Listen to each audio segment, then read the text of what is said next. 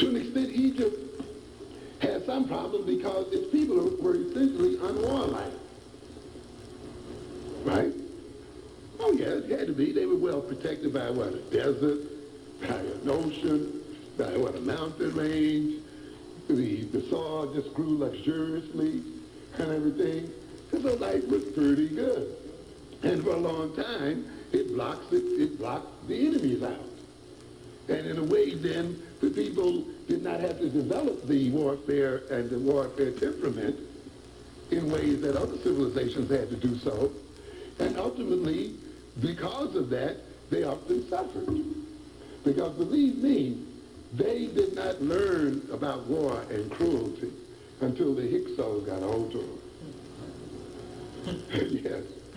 Just like many Africans didn't learn about it until the Portuguese got a hold of them too. Yeah. Who taught them what cruelty meant and taught them what it means to really make war. But dig that African ingenuity, though. Once they found out about it, once they recognized it, once they saw the value of chariots and horses and military formations and so forth, what happened? They came back again, and they fought again. What do you see with the Roman army? Not its numbers, but its strategy, right? Its military what? Formation.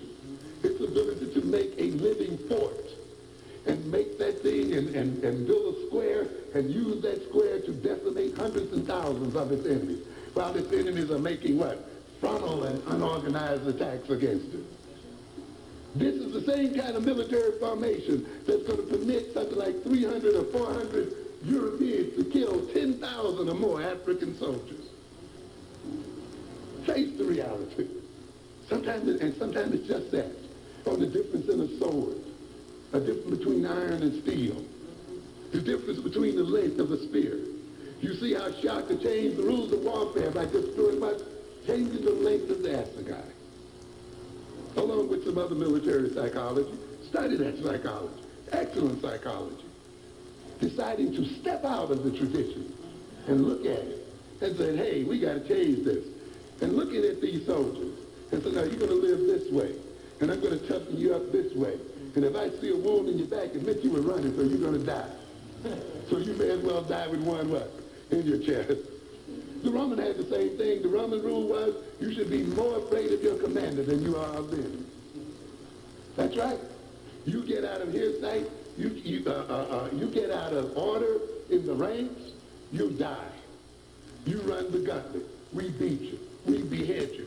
It was there, set there. Military rules, strategy, formation, those things that were necessary. Because these are the things, unfortunately, that have been the basis of European and the basis of the survival of people. We see Ghana, of course,